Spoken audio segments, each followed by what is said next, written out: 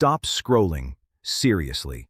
If you receive Social Security, or if someone you love depends on that monthly check, you need to hear this right now. Because something changed in March 2026, and millions of Americans are only just now noticing it when they open their bank app or check their mailbox. Some people are seeing more money. Some people are seeing less.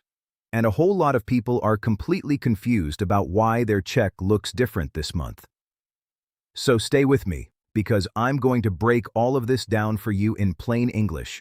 No jargon, no confusion, just the real information you need to understand what's happening and what it means for you personally. Let's start at the very beginning, because I think a lot of people don't fully understand how Social Security actually works.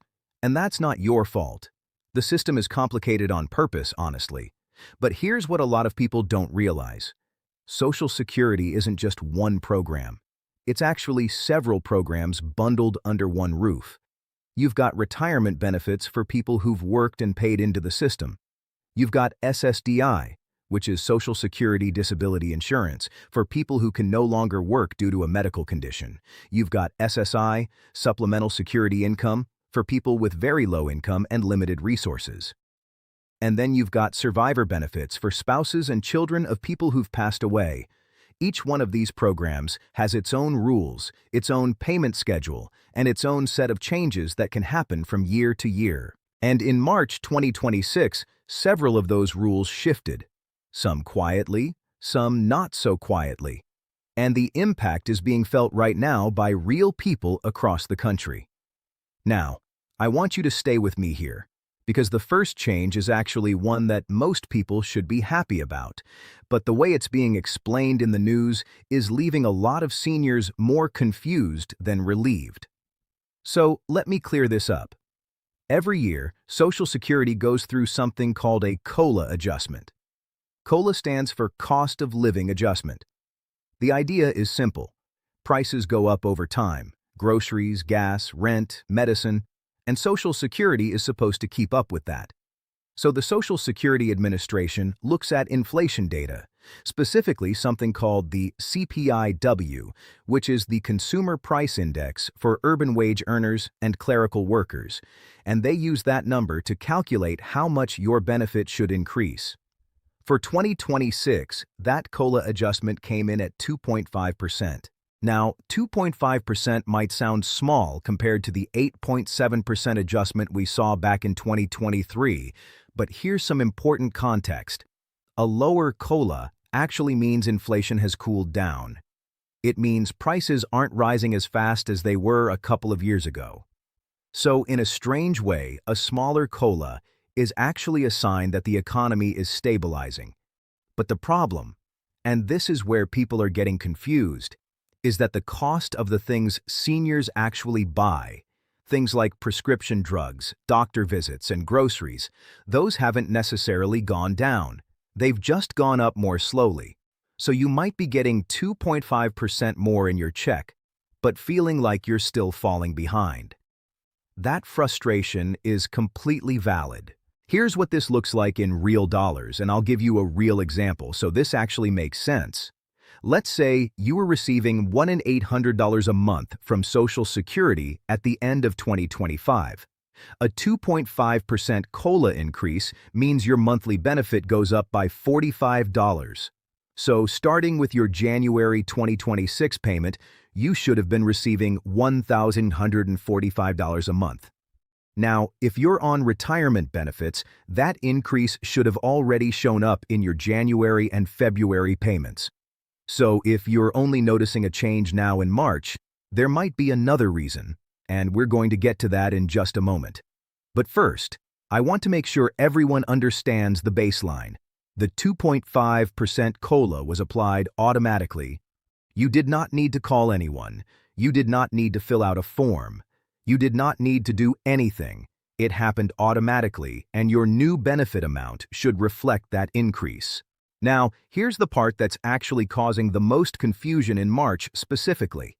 And this is where things get a little more complicated, so stay with me.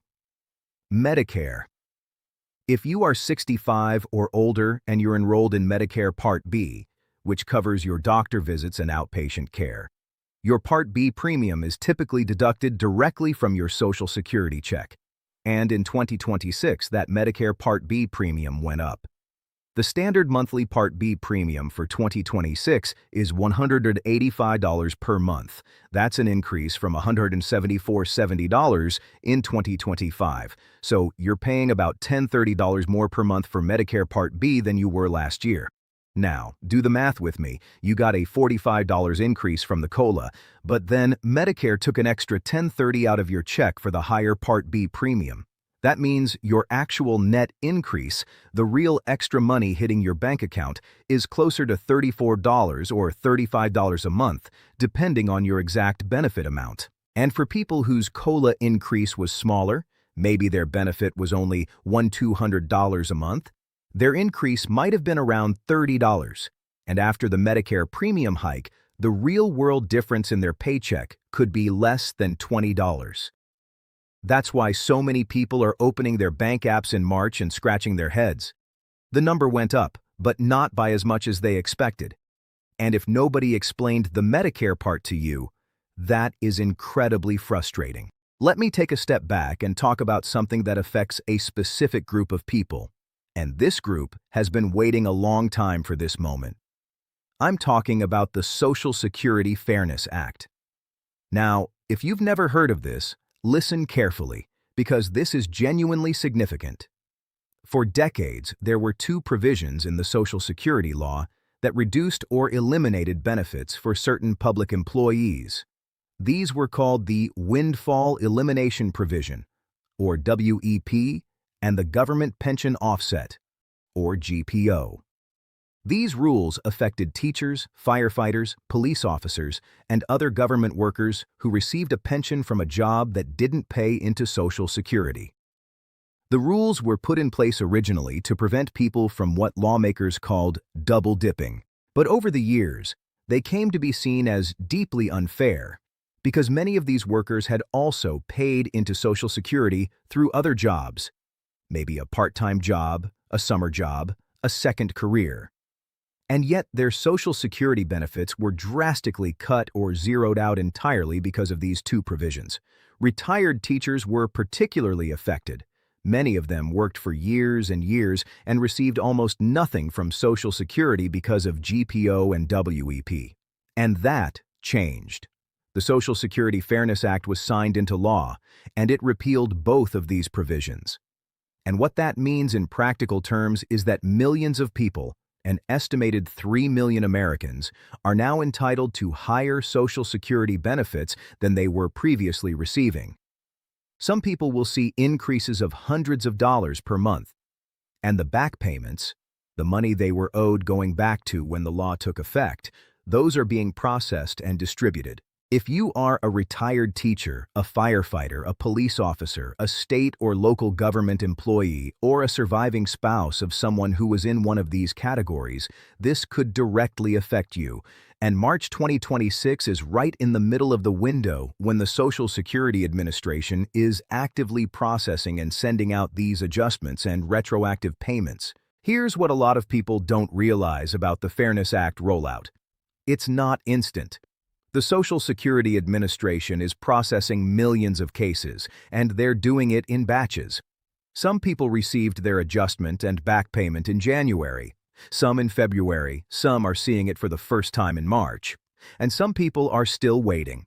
So if you believe you qualify, if you were a public employee who received a pension from a non-Social Security covered job, and you haven't seen any change in your benefit yet, don't panic.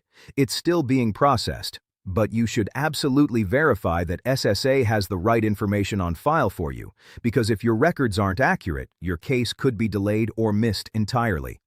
The best way to do this is to create or log into your My Social Security account at ssa.gov. That's the Social Security Administration's official website. You can see your current benefit information, check your earnings history, and see if there are any messages or notices about your case. Now I want to talk about something that doesn't get enough attention, and this is really important for anyone on SSI: Supplemental Security Income. SSI is different from regular Social Security Retirement or SSDI. SSI is a needs-based program, which means it's specifically for people with very low income and limited resources. And there are strict rules about how much money you can have, how much income you can earn, and what counts as a resource. In 2026, the SSI federal benefit rate went up slightly. The maximum monthly benefit for an individual on SSI is now $967 per month, and for a couple, it's $1,150 per month. Now, here's something really critical for SSI recipients to understand.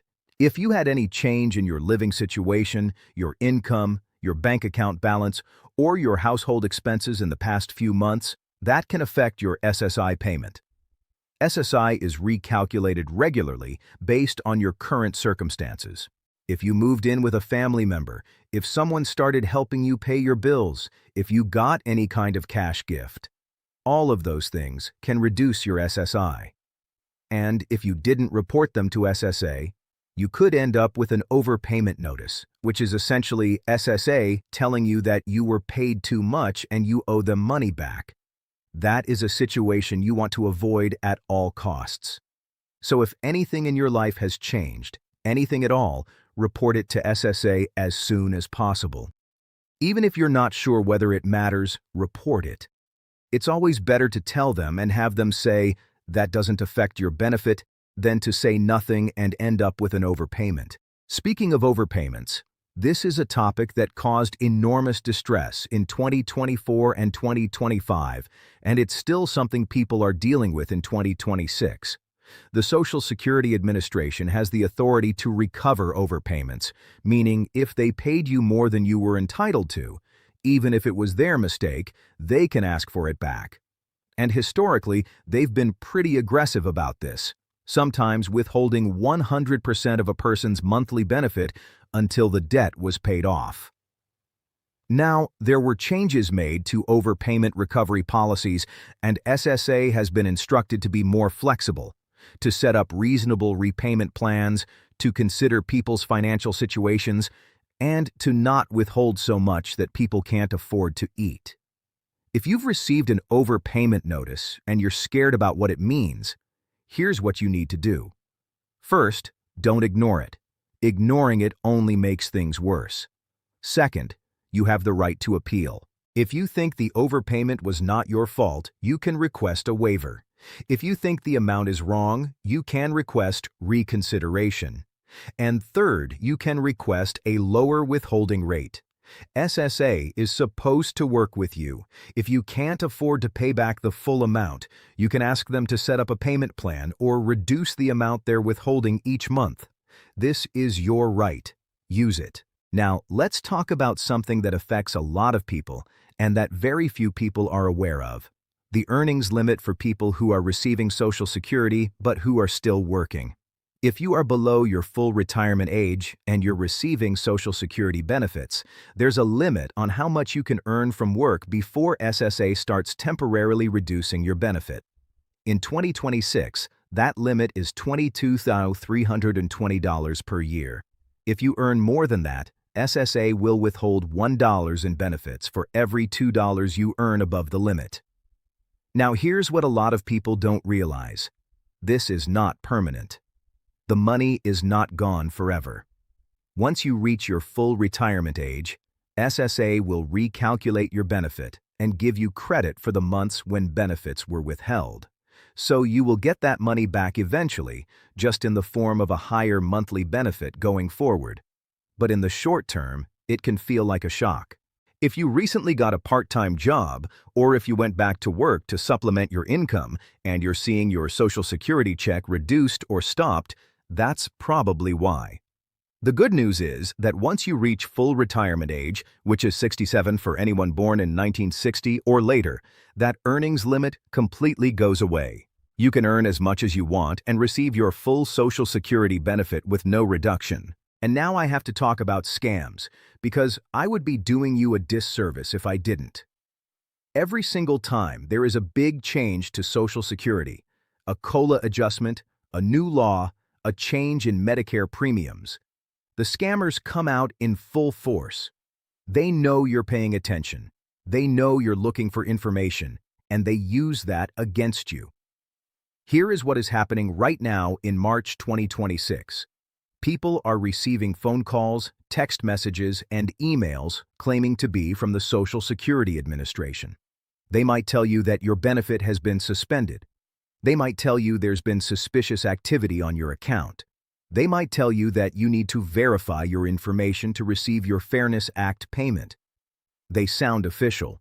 They might even have a fake caller ID that says Social Security Administration, and their goal is to get your Social Security number, your bank account number, or to get you to send them money, sometimes in the form of gift cards.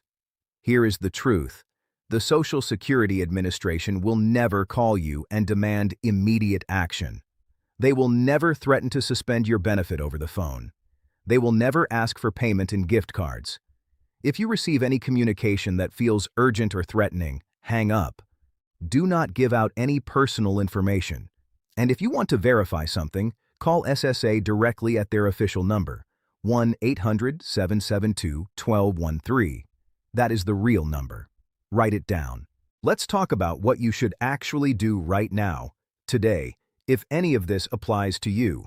First, log into your My Social Security account at ssa.gov and review your current benefit information. Make sure your address and bank account information are correct. Check your earnings record.